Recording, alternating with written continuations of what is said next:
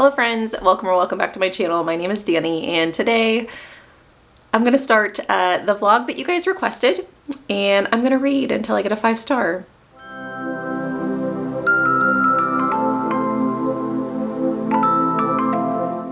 This vlog is really intimidating to me. This is March 29th currently and I have read 5-star books in the year of 2024 so far. So I have plenty, but I wouldn't say they're popping out of nowhere. So this is gonna be an experiment. We'll see how many books I go through and yeah. So the book that I'm going to start off with, I am going to, there are certain books that I don't want to say required to read because that sounds bad, but there are certain books that I am getting to because of other obligations that I am kind of assuming are not going to be 5 stars, and so I'm probably not going to put those in this vlog.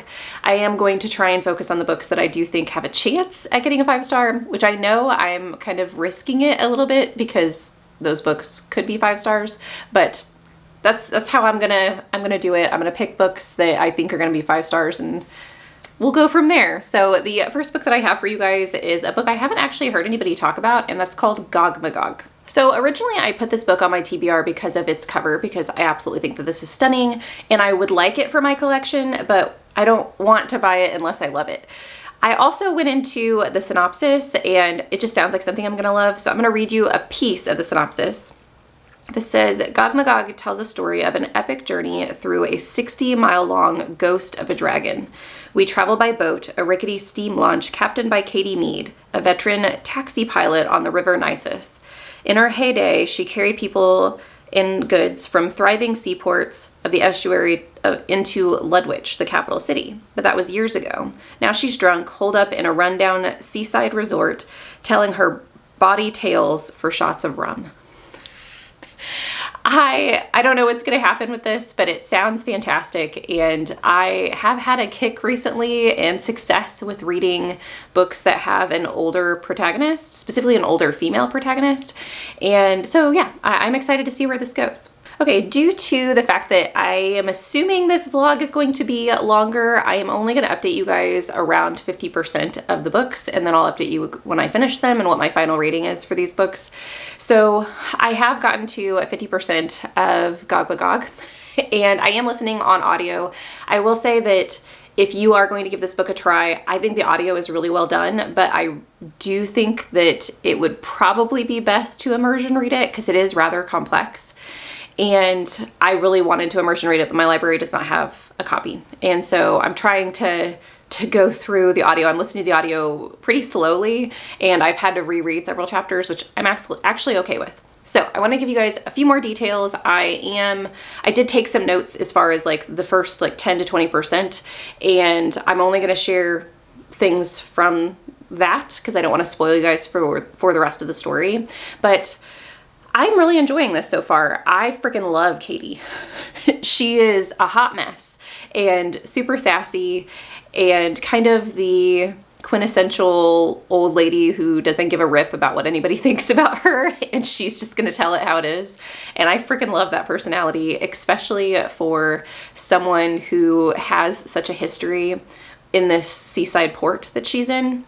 So Katie, once again, the first part of the storyline, she gets approached by some people who are wanting to travel on the River Nisus. And we know as readers that there is something off about the river now. There are not as many people who ferry across the river anymore because it's become rather dangerous. And there is this massive world element in world building going on throughout this, and so we don't really know quite what's going on yet. And she's approached, asked to ferry these 2 individuals to the river, or across the river to the capital city of Ludwig, which is what she used to do in her prime. And she tells them no. She's like, I'm not doing that. We're not. I'm out of the game. And there's also this element within the story of almost prophecy. It's some type of visions that she has. She had I can't remember what they're called, but they're these little plants that are in the area that will like let seeds go into the air, and the seeds can actually form into people for a very short amount of time, and she somehow can get messages from them. They essentially convince her in one way or another that she needs to take this job. And you find out also within the first 20% of the story that Katie is not all she seems to be. She is not completely human. She is part plant. And you learn that she is 1,400 and something years old. So that part of her character is really fascinating, and I want to know more. The two people that she is ferrying on the River Nisus that she has agreed kind of reluctantly and not in the capacity that she really wanted to take them on the River Nisus. It is a young girl who is 6, or maybe she's 9 and we've gotten some past information where she's 6. I can't remember. She's young, and she is traveling with what they call a thrall, which is kind of for lack of a better way to describe it, a mechanical human. And the thralls have been outlawed in the society that they're in. And you don't know why, but you do learn bits and pieces, once again, throughout the story. So there's a lot of moving parts of this, all surrounding this ghost of a dragon that haunts this river. And I love the fact that they separate the ghost from the dragon itself. They even have separate names. There is a lot of folklore in this story that you get, once again, along the way. And so we are living with people who know all of these stories, who understand the legends, and they are making decisions based on those legends. And you, as a reader, do not know what those are. And so you might not understand some things that are going on until later on when some of those stories happen to come up in random locations in the book. I've had a really fun time so far. I will say that I think the first 30% of the book was super strong for me, and I was like, this might be a 5-star. I might be able to be done with this vlog in one clip.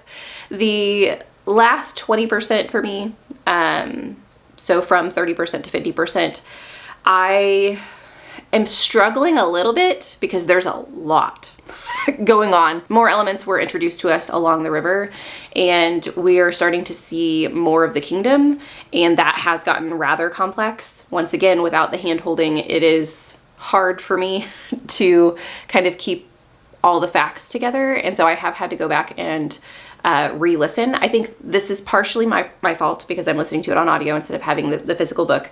I am still thinking this could be a 5-star. The first 30%, I was like, oh my gosh, this is a 5-star read. This is a 5-star read. This is a 5-star read. And then when I got into them actually traveling on the river, I've had some setbacks in that regard to vibes, but I still am really enjoying the story. I freaking love Katie. She's amazing. And getting all of the pieces of, I am shocked with how much these authors have done with a smaller book. It's not super tiny, but I think the audio, let me check.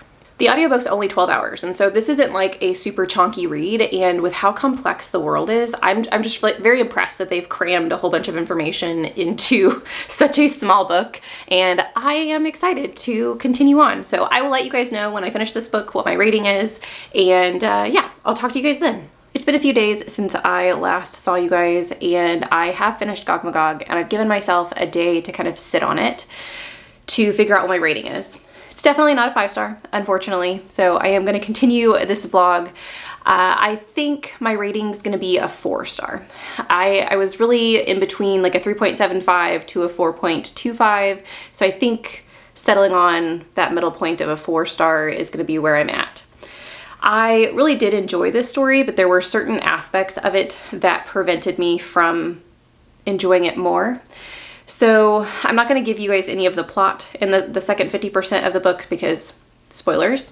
This is a duology, so if you guys are interested in a shorter fantasy series, I think that this would be good if you are into fantasy. If you are not a fantasy reader, this book could either really, really irritate you or you could absolutely love it. It just depends on what you want from your fantasy. If you are wanting a book that explains everything, this is not the book for you. if you are wanting the book that has really in-depth world building and world development, and really even vast character development, this book's not it. And I think that was my issue with giving it more than a 4-star. I really appreciated what this story did and the vastness and scope that it had. On Katie's journey, you get to see a lot of different peoples and a lot of different beings in this world, fantasy beings. And I just don't think that there was a lot of time, enough time, I should say, for me, spent on developing those races of people, because they are completely new. They're not established fantasy, at least I don't think. In my mind, they are not established fantasy races. And so I think, for instance, there is a character who has a flame as a face. And we are given the explanation of some of her people and where they come from, but it's very surface level on everything that you learn. I also think that with the character development, I do think I love Katie's character. I love the gruff, gritty old lady who's going to do whatever she wants to do regardless of who likes her and who doesn't like her. However, I think that a lot of the relationships with the characters are also pretty surface level, and I think it's because of how big the story is and how many different aspects we have in the book. It kind of feels like a jack of all trades, master of none scenario, if you know what I mean. And so I really did appreciate the world. I liked the creativeness of all of the different beings in this world. I just wanted more. I think as I was going through my process of what I didn't enjoy about this book is part of the magic system and how things work in the book, which is also a world building aspect. But I realized that a lot of the books that I read that are fantasy, specifically fantasy where you're dealing with characters that have magical elements, you learn the magic along with them in a lot of reads that I have loved. So just to throw out a few, like Mistborn, you are following Ven and her learning about what powers she has. In the Bone Shard Daughter, you are learning about this Bone Shard magic through someone who's lost their memory. And so once again, you're learning with the character, or it's described to you as if you're learning for the first time. And I think I enjoy that aspect. Whereas Gogmagog really just kind of throws you in and expects you to follow along and figure it out as you go. And the reason I find that really annoying with magic systems is because it feels very convenient whenever something bad happens and then all of a sudden they have this magical power that you didn't know about ahead of time, but it seems like something they were familiar with, like your character was familiar with, which is what we got in the instance of Katie, and even somewhat in the instance of Bryn, one of the other characters in the book. They have these magical powers that whenever we get into these fight sequences or these runs for their life that they can use, but you have no idea that they have this ability prior to that event. And so that in essence is you learning about their magic, is seeing them use it. And I don't like that aspect of magic. I want to know about it before they use it, because otherwise it just feels convenient for me. So I really did enjoy this. I think that it was very creative. I've never read anything quite like this before. I like the fact that the entire story is Katie ferrying these people across the River Nisus, which is haunted and encompassed by the ghost of a dragon. And you get to talk about the different body parts that you are passing through as this gigantic 60-foot ghost, and how all of the pieces inside this dragon are worked within the world. It's like I said, it's something I've never read before, and I do want to continue on. But at this point, I don't think that I'm going to purchase a copy of Gogmagog, which I'm really sad about because I absolutely love the cover. But I think I'm going to finish the sequel first, to finish the duology, and then see if it's a series I really think I want to go back and read. It is, I think, a little bit of a disservice that I listened to this on audio. However, I do think I gave it a fair chance. I listened to it at 1.25 speed, which is lower than I typically do. And I also went back and reread multiple chapters. I think this was a 12-hour audio, and I think it took me 17 hours to get through it. So I do think that I gave it a fair chance, even though it was on audio, but I do think I would have enjoyed it more had I immersive read it or read it just with my eyes. So being that that was not a 5-star read, I need another book, another victim to plug into this vlog. And the book that I'm going to give you guys is one that I'm probably going to be reading while I'm reading other things. So I might actually split the vlog at this point in time and give you updates on this book as well as other updates on other books. I don't know what those other books are yet, but the book that I am going to pick up for this vlog is Engines of Chaos. I am glad that the first book that I picked up for this series, for this vlog, wasn't a series, because I kind of felt like that's cheating, but I feel like I've done one book that was the start of a series, but a book that I was unfamiliar with, an author that I was unfamiliar with, and now I'm going to jump into a series that I've loved in the past. I have read The Engines of Empire, which is the first book up on my shelves, and it was a 5-star last year, and I am really excited to get to the sequel. I was meant to read this in March. It is currently April 1st, so didn't get to it in March, but I am going to start it. However, this is a physical read for me, and it is chunky. It is 560-ish pages, and it's going to take me a minute. So that's why I think I'm going to read this along with other things, and I might vlog other books as I'm going through this one to see if this is a 5-star. I do think this will be a 5-star. This is definitely a 5-star prediction. Gogmagog, I was hoping it would be because I absolutely love the premise, but I have reason to believe that R.S. Ford is someone that I am going to enjoy all of their books. I absolutely loved The Engines of Empire. I couldn't put that book down when I started reading it, and for a chunky read, I love chunky books, but I do feel like a lot of chunky books, I have to have some books in between to kind of make myself feel like I am making progress, even though I'm going very slow. And I did not feel that way with Engines of Empire. So hopefully I'll have the same feeling with this book, and this will be a 5-star. And then we'll see if that'll be the end of the vlog, or if I'm going to go for another one. We'll see at that point in time. But this is what I'm going to go through next. I am back, and I am actually going to update you on a different book, as I kind of said I might be doing. So I have actually not picked up Engines of Chaos yet. I do want to, and I am really excited about it, but I'm currently in the middle of a couple of buddy reads and some secret project stuff. And so the book that I am reading right now, and this isn't for any of the things I just mentioned, so buddy reads or secret projects, it's just something that I need to read because it's a library book that needs to go back at some point in time. If you see an Andy Foof, he's here. So anyway, I am currently reading Night Film. So this is a book that I have had on my TBR for a long time. It's also been on multiple TBRs, multiple monthly TBRs that I have wanted to get to, and so I'm excited to finally actually be picking it up. And I talked about it on my April TBR.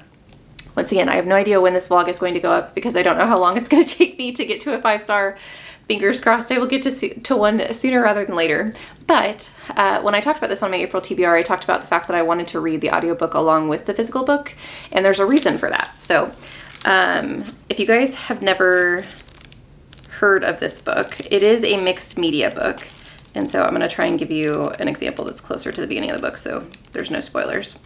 So we have these like vlog posts, and there's vlogs, there's like the dark net, and then there's also like newspaper articles, text messages, and all of that in this book. And so I've enjoyed having the mixed media within the story.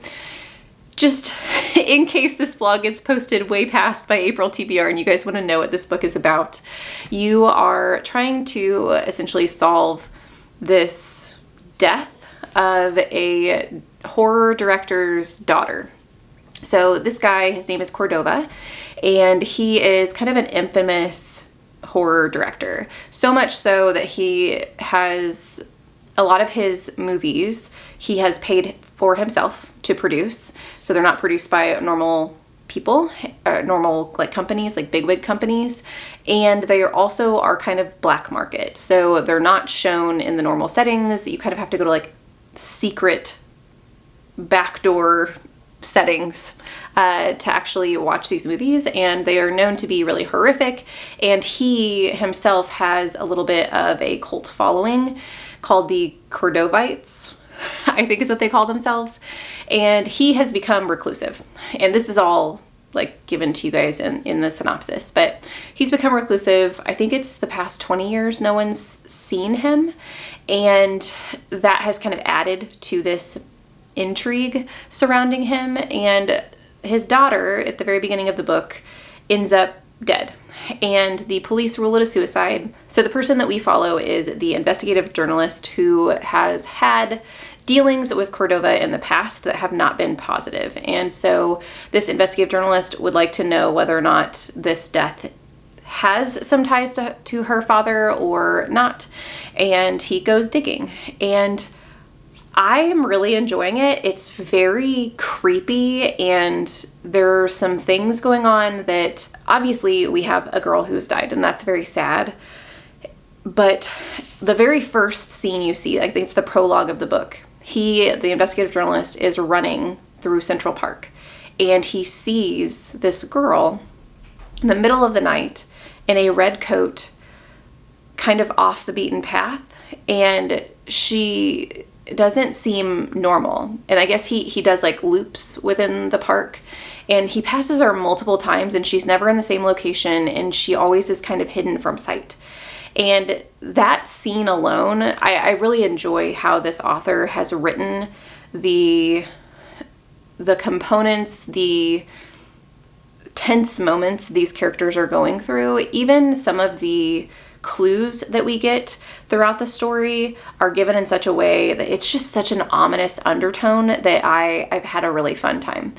The thing I also really enjoy about the book is there are a couple of side characters that our investigative journalist ends up kind of stumbling upon, and he is a little cantankerous, does not really want side people. He wants to deal with it himself and not really have anybody in his business, and that's just not going to work for the people he ends up running across. And so they become kind of intertwined in his investigation. And while the overarching tone of the book is dark, these characters have such silly things that they end up doing or end up happening to them, or like outlooks on things within the storyline. I really enjoyed kind of the silly components. So I will let you guys know. Currently I'm at 50%. I don't think I told you guys that. I will let you guys know at the end whether or not this ends up being a 5-star. If I had to guess, I would say that this is going to be a high 4-star. I don't know. It's really hard for me to give thrillers 5 stars. And this is a mystery thriller. I think it's probably, I think it's a mystery thriller. But typically mystery thrillers for me, if I do really enjoy them, end up getting a 4-star. So that's my guess. But I still wanted to update you guys on it because I still think this book is just fantastic. And I've really enjoyed my time so far. I think it's a really unique book. And we'll see what happens. Okay guys, I am at 90% of the way through Night Film, and I just wanted to pause and give you guys a bit of an update before I get to the end. I'm really liking this book. I love the mixed media portions of the book. I can't remember exactly how far I was when I updated you guys the first time, but the storyline, and I'm not going to give no spoilers in this vlog, the storyline and the eeriness and the conspiracy theories surrounding Cordova are just fantastic in this. I also have really enjoyed the snowball effect of the investigative journalism piece of Scott McGrath, our main character. And I also appreciate how the author has taken, it's very subtle, but throughout the story, as we come upon new clues and maybe see an element, even small elements, in other people's stories or other facts that we're finding, the author does a really good job of pointing out, like, hey, we've seen that before, remember? It was in this little bit of evidence. And Scott McGrath the entire time is talking about like this is corroborating our story from such and such because of we've learned XYZ. And I really like it. I'm excited to figure out what the ending is.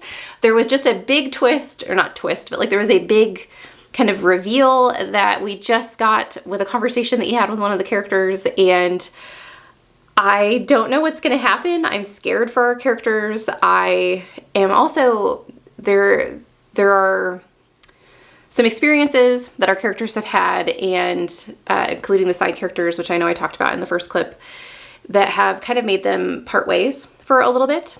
And I do wonder how that's going to play out with the rest of the story and what we just found out. And so I am a little scared for our characters as well because of some of the events that are going on.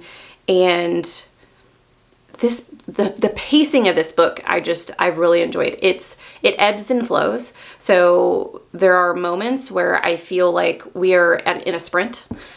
And then there are moments where it's really slow and deliberate, and you just kind of never know when that's going to happen. And I don't know. I'm excited to see where this book ends.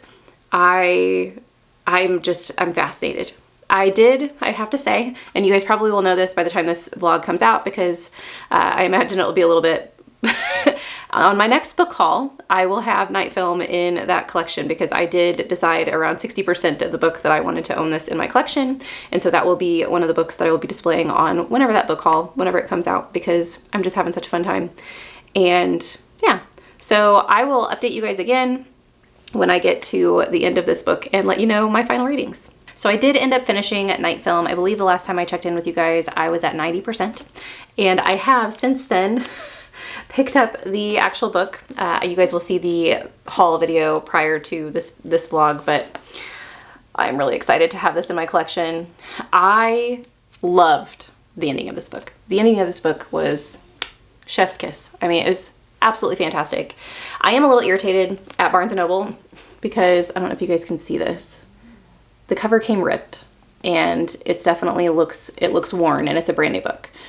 I'm not going to return it. I know that a lot of people do, and they request another one, but the book is really heavy, and I think with the way that they package things, I ordered this with 6 other books, and I think because it's so heavy, it just flops around in the book or in the box, and I'm really easy on my books, and so I think I can handle like keeping it nice, in nice condition, or at least in as good a condition as I received it.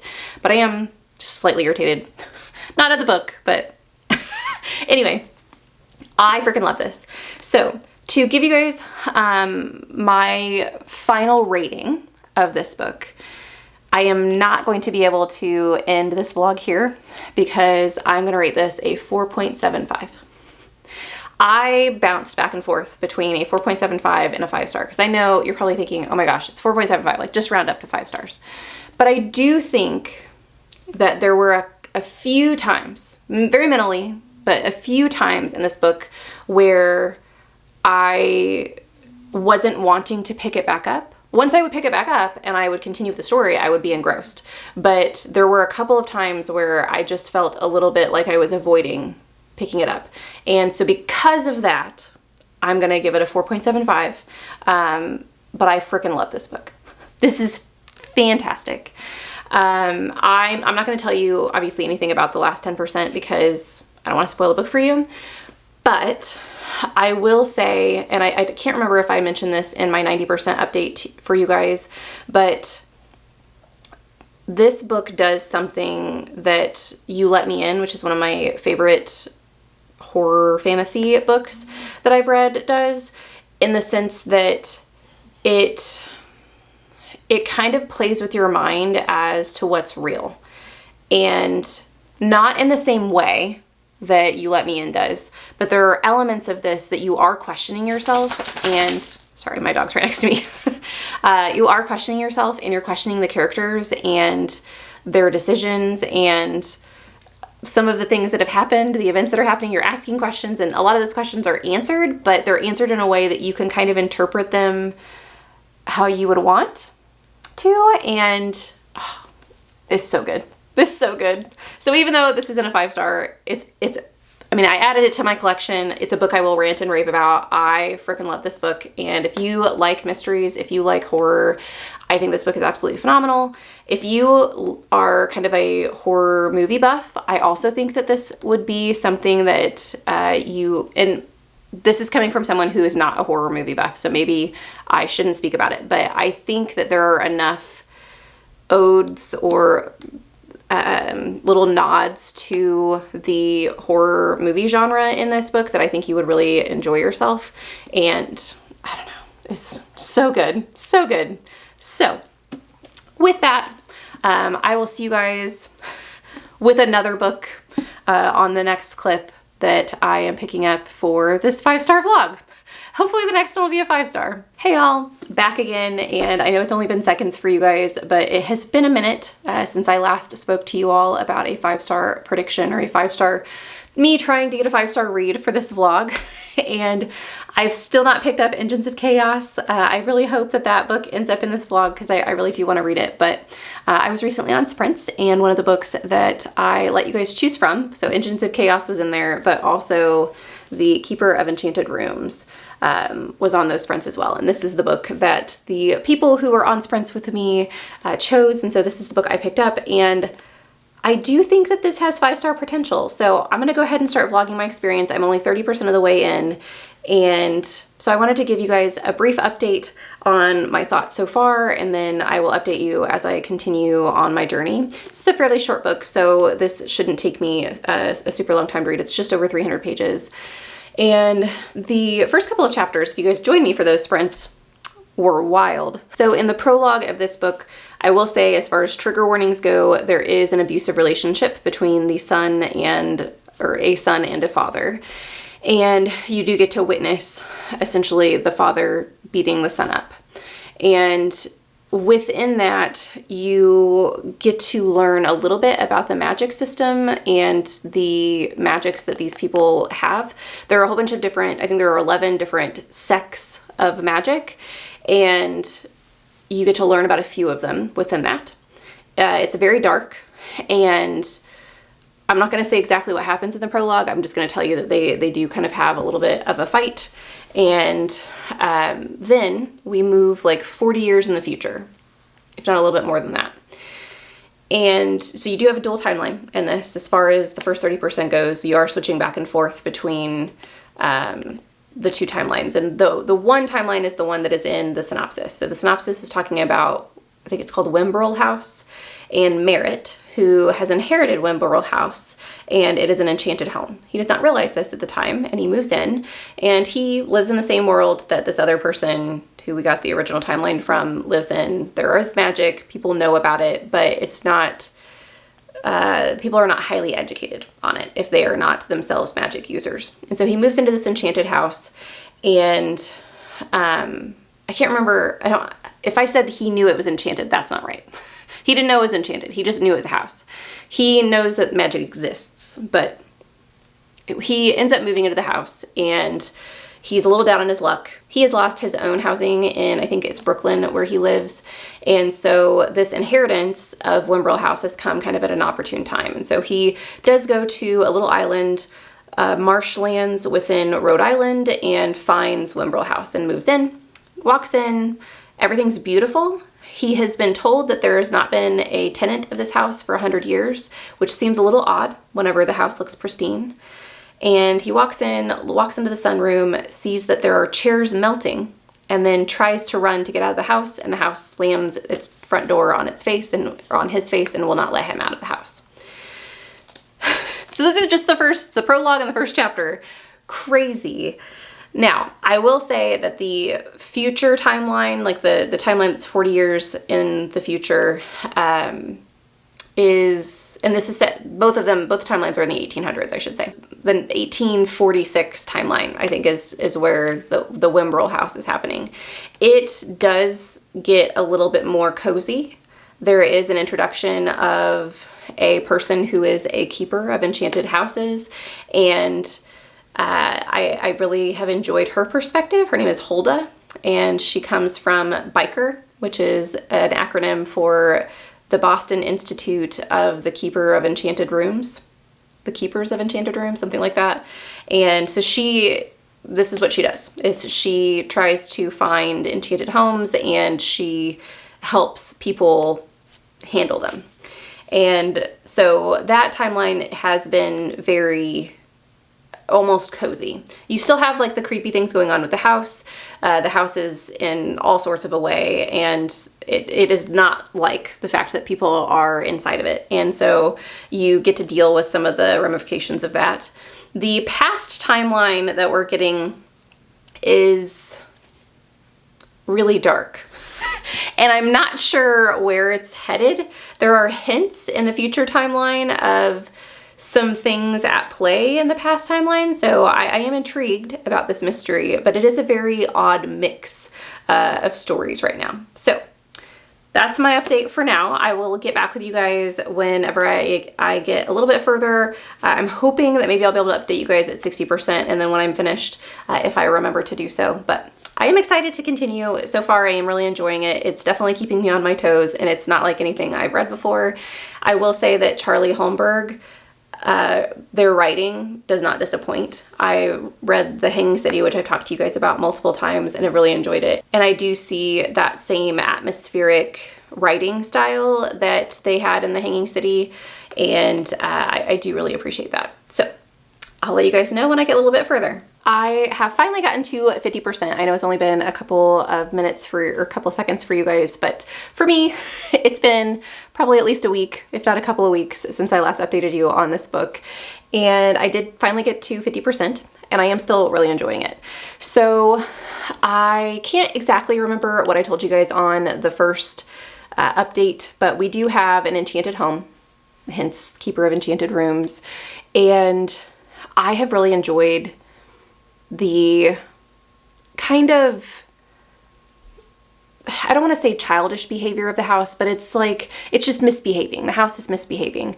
And I really have liked that aspect. It reminds me a lot of Addams Family, where like the house will do something and Hulda, the agent from Biker, who is trying to tame the house, will essentially treat it like, you know, she's chastising a child or something. And I really enjoyed that component. The past timeline that is at the very beginning of the book that does continue does eventually meet our storyline. And I'm not going to tell you much more about how it meets, but I will say I think this is probably not going to be a 5-star for me, but it probably will be in the 4-star range. So you guys will have to join me for another book, which is fine. I am still liking it, like I said, and I can still absolutely love a book and not give it 5 stars. So the reason I think that this isn't going to be a 5-star for me is because I think the past timeline isn't going to be as developed as I would like it to be. The past timeline has some really intriguing magical components with one of the characters, and we do get his history, but we almost get like a bulleted history. We don't get to live in the moment with him. And I would like to, especially knowing where the book led, which is all I'll say about the 2 timelines. But yeah, so I'm intrigued. I want to see what happens. We are still living in Wimbrel House, and we have now gained several staff members in Wimbrel House, and Merritt is learning how to be a homeowner and how to have roommates, and I really like his character as well. The main character is very sweet and endearing, and he's definitely someone who has been down on his luck, but kind of has like just gone with the times and jokes around about some of his misfortunes, and also like really cares about the people who are around him, which is, it's very lovely to see from a main character's perspective. But anyway, so that is my 50% update. I will let you guys know when I finish it, but currently my thought is it's probably going to be in the 4-star range, not a 5-star. And so we shall see, and you guys will see sooner than I will. I did finish Keeper of Enchanted Rooms, and so I wanted to give you guys my final thoughts on this book. Unfortunately, it is not a 5-star read. I am going to land on a 3.75. So this is my second read by Charile Holmberg, and the first one was The Hanging City. And I honestly, The Hanging City for me, probably the first 50 to 75% of that book was a 5-star read. And the ending was where I feel like it kind of stumbled and it ended up turning into a 4-star read for me. I think it was either a 4 or 4.5. I can't remember. It's been a minute since I've read it. But I had the same thing happen in this book. I was thinking The Hanging City, perhaps that had happened because of COVID. There was something in the author's note for The Hanging City about how the first 50% of the book had been written and then the author had taken a break from the story and then continued after. And so I thought maybe it was just a process of things, of not having continual writing and having that little break that was the difference in why I loved the first half and had some problems with the second half. And I shouldn't say problems, but I just felt like there were definitely some things that were not developed. And I felt the same about the ending of this book. And also, this book did have a storyline that I just feel like was pretty underdeveloped throughout the entire book. So, I'm not going to tell you about the plot of the last part of the book, the last 50%, because I don't want to spoil it for you. I do think that the romance in this book is very cute. I love the book within a book vibes that happen within the romance and some of the discussions that are had, that are had in relation to the book that's being written in this story. If I didn't say within my previous 2 discussions of this, the main character, Merritt, is an author. And so we do get to see him throughout the book writing some of his works as well. And that is what some of the discussion that's being had about the romance is had within the narrative of his own story, which I really did like. I do think that the second storyline in this, the darker subplot, is very underdeveloped, and I found it very intriguing every time we got to that particular person's perspective. I definitely wanted to know more, and it had me hooked. So this is not the case of a book where you're more interested in one storyline versus the other. I do think that both were very intriguing. However, because the darker storyline is very dispersed throughout the story, it's not like an every other chapter type thing. I think that it kind of gets lost in the other story, and I just didn't care as much about it at the end. And I think that I think that there was enough there that it really could have been fantastic had this book been maybe 100 pages longer.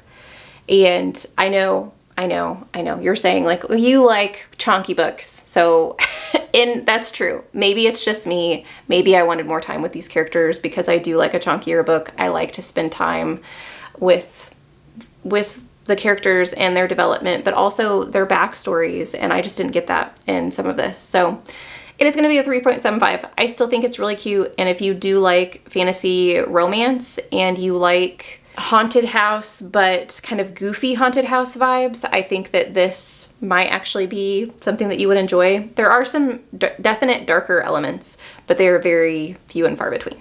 With that, I have my next read for you guys, which I've been telling you I've been going to start in this vlog for so long, and I actually did start it, and that is The Engines of Chaos. So I was worried at the very beginning of this vlog that I wasn't going to have enough content, essentially, because I really wanted to read this. And the first book in the series is called Engines of Chaos, and it was one of my favorite books from last year. It's my 3rd favorite book from last year, and I just think that this is also going to be. And so I didn't want to start the vlog with this because I think it's going to be a 5-star. But it might not be, and then I've waited all this time for nothing, and I'm gonna have to continue another book. I really hope not, because I think at this point in time I've done 5 books for this vlog. So hey, you guys asked for this, so however long this video ends up being, it's on you. But this book is rather chunky, and it is something I only have in physical form, and so it is going to take me a little bit longer to read. I currently have 150 pages read of 610 pages, I think. Oh, no, never mind. It's actually shorter than I thought. It's 560 pages. So Still chunky, not as chunky as I was expecting, but so I am a little more than 20% of the way through, and I'm really liking it. I am not going to give you guys too much of the plot because there are some major spoilery things that have happened already in this that I don't want to harm the reading of the first book. I'll probably give you 2 more updates. I'll probably do a 50% update and then a final update like I have the others, but they might be shorter than all of my other updates have been just because it is the second in a series. I can tell you that well, okay, first off, I will tell you, if you guys have not heard of Engines of Empire, which is the first book in the series, it follows a noble family who are intermixed with the turmoil that is happening within this particular empire. And they are in a place of privilege, and they are, throughout the book, they are dispersed throughout the kingdom to do different and various things. And through them, through their story, you kind of get to see how all of these cogs and nooks and crannies work within the kingdom. And you get to know that there are some neighboring kingdoms that are potentially going to attack the empire that you're in. There are also some dangers throughout the actual kingdom that the nobles don't typically have to deal with, that some of our characters do end up dealing with. And there's a lot going on. It's a very vast series, and I've really enjoyed the multiple perspectives that each of these books require. So in the first book, I think there's 5 perspectives. All of them are from that noble family. In the second book, I think, are all of them from the noble family? I think that's true for the first book. And in the second book, there are a couple of people that we follow that are not in the noble family, but they are connected in some way. And I do like that. I like being able to jump back and forth. However, if you are someone who prefers just a linear, and I should even call it non-linear, because it is like the stories that we are getting, the perspectives that we're getting, they do back up next to each other. And so it's not like we have dual timelines or anything going on. It's just you don't always get to stay in one place, if that makes sense. So I am still really enjoying myself. I can't wait to continue on my journey with these characters and this world and figure out what happens in this vast empire that has some pretty high stakes so far. So we'll see what happens. Update number 2 on the Engines of Chaos. I am still really enjoying this book. I will say that there is a particular character, there is a particular POV in this that I'm a little confused by. So without giving you guys anything that could potentially spoil this for you, there is a character who is kind of on the outskirts of the rest of the characters that you follow in here. And, well, I guess there's 2 characters that are on the outskirts, but one of them in particular has had multiple conversations with themselves, but like also with the reader, of the fact that their actions are not in their best interest. And they are vividly aware that what they are doing is not going to be good for them in the end. And I'm a little confused as to why we're continuing down the path that's going to lead to our own destruction then. And I guess there are 2 characters that follow that. One of them I can kind of see because of something specific about the character.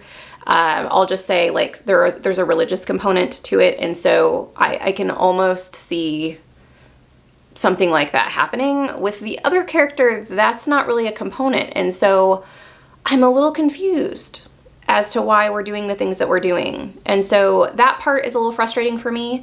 I do think that there are some struggles in this book, that one character in particular who is a little spoiled, and he definitely had some hardships in the first book, but I think that it's twofold in this, and I have enjoyed his character line. I like it when an author pushes a character out of their comfort zone, and in a really big way, in a really devastating way, and just to see how the character reacts. And I think his character is pretty authentic. as far as what I think would happen in that situation. Maybe not, though. I don't know. I really like his perspective and the dire straits that he happens to be in, but the fact that he is still a little, I don't want to say naive, because he will probably get out of the circumstance that he's in, but it seems a little like someone who has always had privilege and always kind of expects things to turn out well for him. He definitely has that same perspective on life, and I've enjoyed seeing how that works out for him and how it affects and influences the people he's around.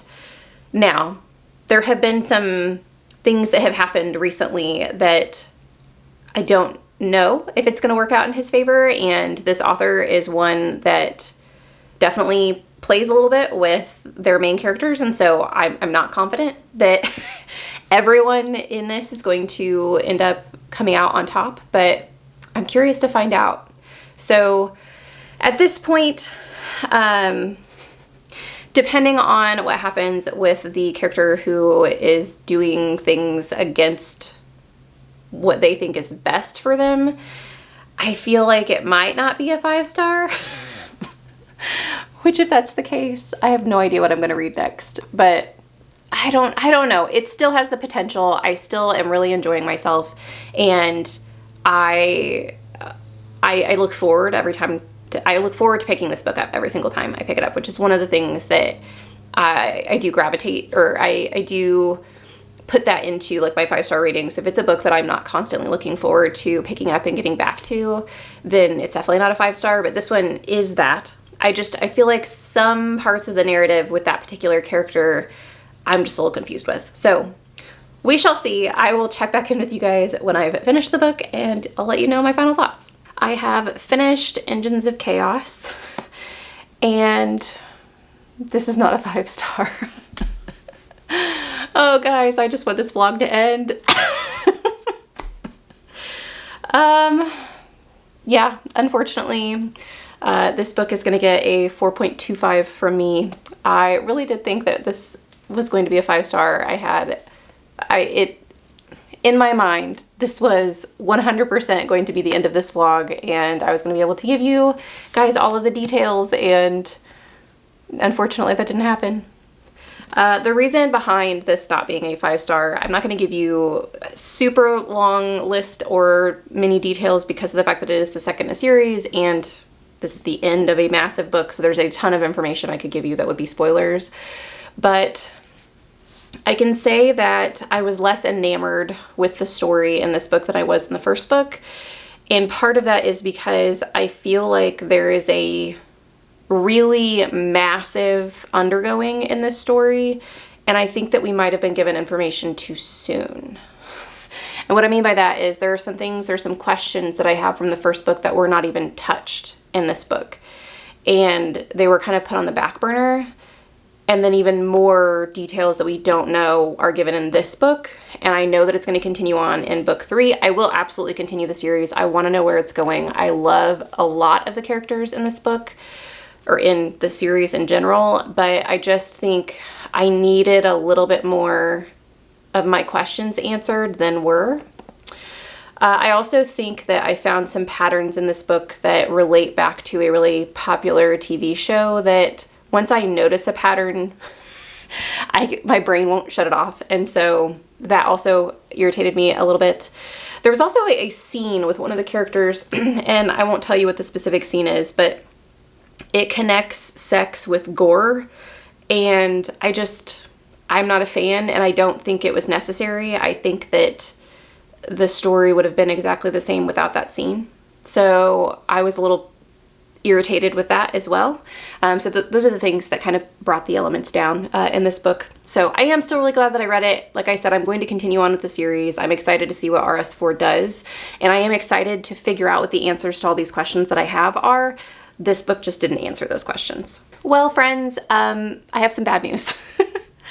I am going to split this into a 2-part vlog, or hopefully just 2 parts, because I have actually gotten to more books, or had to read more books than I was anticipating, because I haven't gotten a 5-star yet. And so in order to not make this video an hour long, I have decided just to cut it, and I'll give you my footage that I have so far so you guys can enjoy that, and we'll start fresh with a part 2, and hopefully we'll get a 5-star in that vlog. But I just wanted to let you know why we're ending it here and why I haven't gotten a 5-star yet. It's because I haven't gotten one yet. But I will complete this project. I will complete this project if it kills me. I did really want to share with you guys my process so far though, because I have really enjoyed some of these books and I haven't really gotten to express my thoughts on them because I wanted to give them to you in this vlog. And so that's one of the reasons I also wanted to put a part 1 of this out, so you guys will know my thoughts on these books now and I can talk with you openly, at least about this half of the vlog. So stay tuned for part 2 of me searching for a 5-star read. Thank you so much for watching this video. I hope you guys have a lovely evening, and I'll see you in the next one. Bye.